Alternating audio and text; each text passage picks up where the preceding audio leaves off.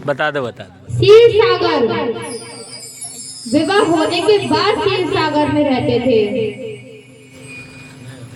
अच्छा, सोते किस पे थे? किस पे? बना भी शेषनाग पे। अच्छा, ये सब हुआ कब?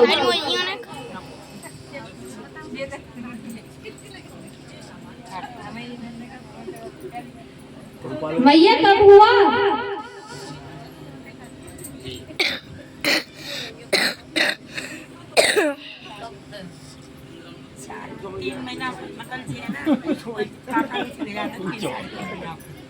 भैया पूछो।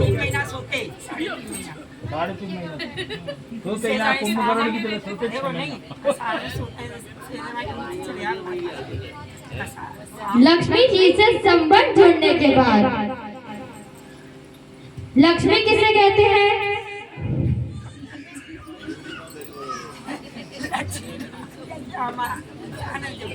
बढ़िया मई लक्ष्मी है। मई लक्ष्मी है। भैया किसे कहते हैं? लक्ष्मी। ये नमक लक्ष्मी बैठी है, लक्ष्मी बैठी है। सब लक्ष्मी गणेश नहीं आए हैं। माटी में बनाओ एक माइक ठाकुर जी रख लियो हमें। किसे कहते हैं भैया? लक्ष्मी। एक बार जयकारा लगाओ दोनों ने। वो लक्ष्मी नारायण भगवान की जय हो। ठीक है, माता मैंने और कथा की तरफ ध्यान दे। भैया थोड़ा साथ में आ जाओ। नंदरैया साइड में जाओ साइड में। सुखदेव जी महाराज परीक्षित से बोले, परीक्षित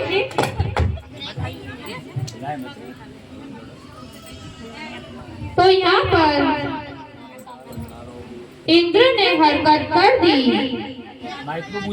दुर्वासा ऋषि उसी रास्ते पर वहाँ से वापस गुजर रहे थे। माइक पे पूछो। माइक पे पूछ, काहे को बच्चा है छोटो। पूछो काहे के हो तो प्रश्न बनाना पड़ेगा। वृंदावन हरिलाल की जय। आज कन्हैया जी का जन्म है। किसी का छोटा बच्चा हो तो यहाँ कृष्ण बनने के लिए उनको लेकर के आए। जिसका भी बच्चा हो कृष्ण बनने के लिए, छोटा बच्चा हो तो यहाँ कृष्ण बनने के लिए पहुँचाए। जय श्री राधे। बड़ा सौभाग्य, क्या बात है। बहुत समझदारी सेवा करते हुए वृंदावन हरिलाल की।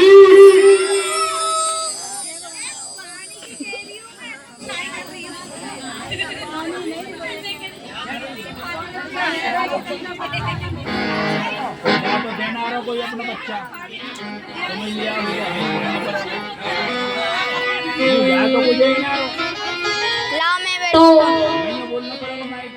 दुर्वासा ऋषि उसी रास्ते से वापस गुजर रहे थे। मैं बैठूं? उन्होंने अपनी माला पहचान ली ऐसे तो उनको क्रोध आ गया। बैठ के ही बना लूं। क्रोध में आकर कहा, जिस 3 लोग 14 भवन का तुम अहंकार है, मैं श्राप देता हूँ।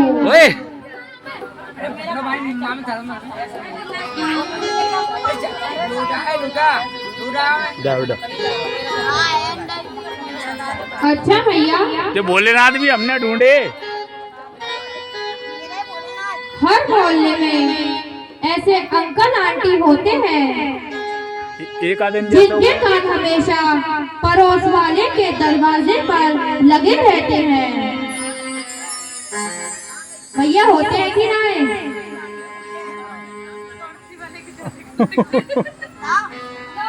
हर मोहल्ले में एक ना एक होता है जिसके घर झगड़ा हुआ, किसके घर क्या हुआ, किसके घर दिक्कतें हुई, ये सब ससिया पता रे। सारी खबर रहती है। ये हमारी गली में ससिया है, डीएलए अखबार पाए पता नहीं है ये चीजें। तो यहाँ पर देवताओं के दरवाजे पर हमेशा लगे थे शुक्राचार्य जी, जो दैत्यों के गुरु थे। उनके कान यही लगे रहते थे, किसको श्राप मिला, किससे गलती हुई, किसका फायदा उठाया। यहाँ इंद्र को श्राप मिला नहीं तो शुक्राचार्य जी दैत्यों से कहते हैं आक्रमण कर दो। आक्रमण करते हैं। आक्रमण कर दे।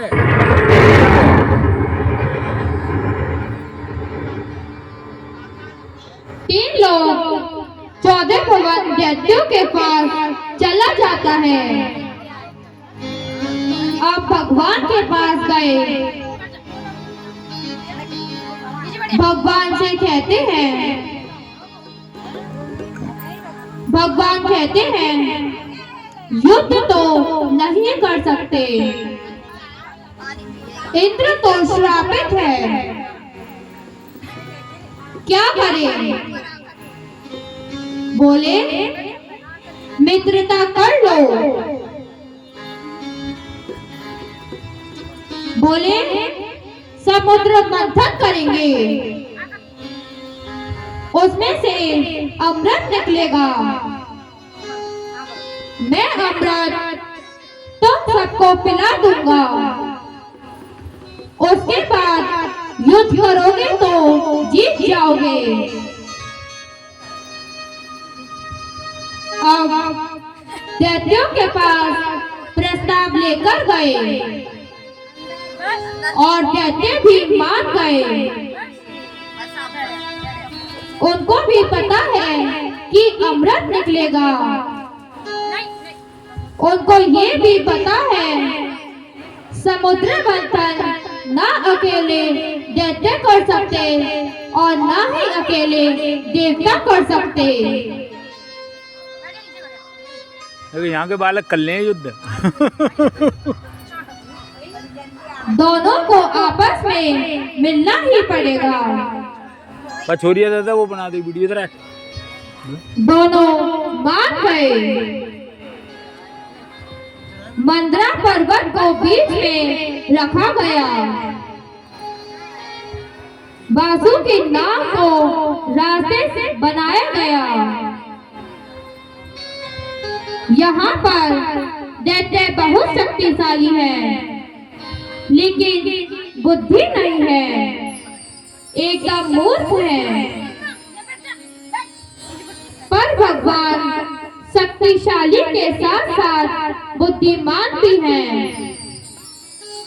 भगवान को पता है कब बल का प्रयोग करना है, कब बुद्धि का प्रयोग करना है। तो मंथन आरंभ करने से पहले भगवान ने देवताओं से कहा कि काम करना। बासु की नाव का रास्ता बनाया गया है। एक तसा नाग का मुख है, एक तसा नाग का मुख होगा। एक तरफ पूंछ होगी।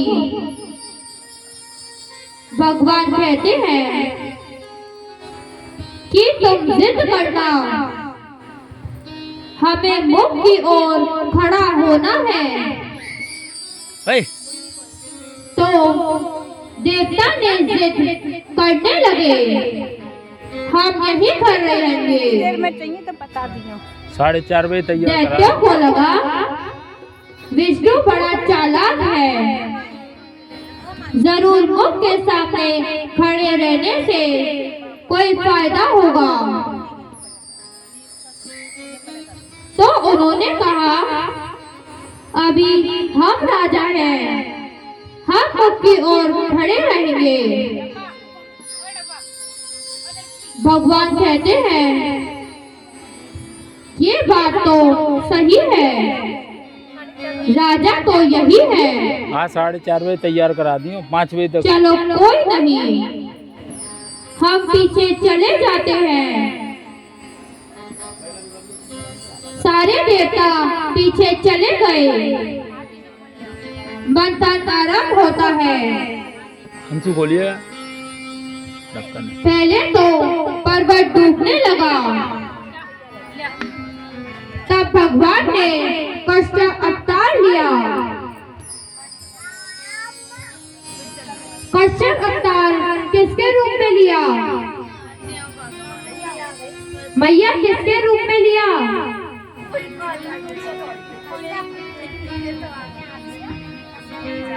कश्यप अवतार किसके रूप में लिया?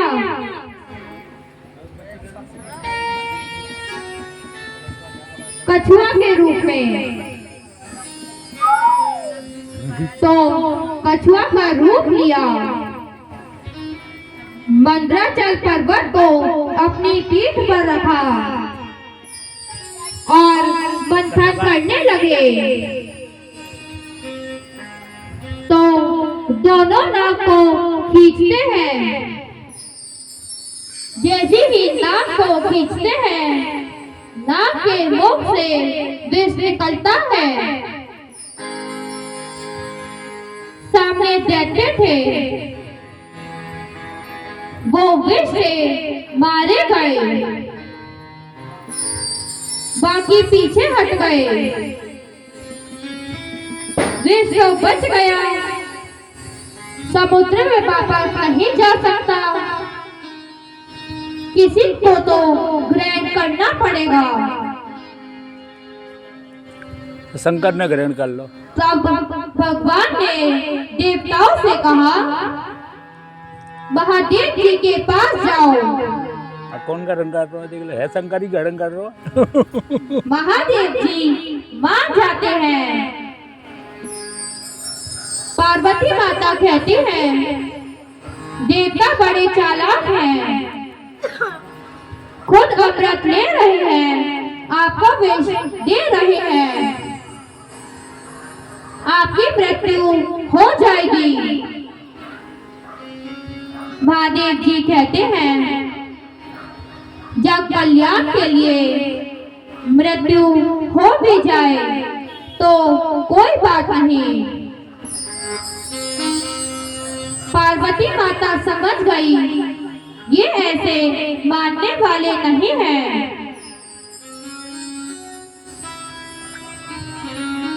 सभी भगवानों में सबसे भोले भगवान कौन से हैं?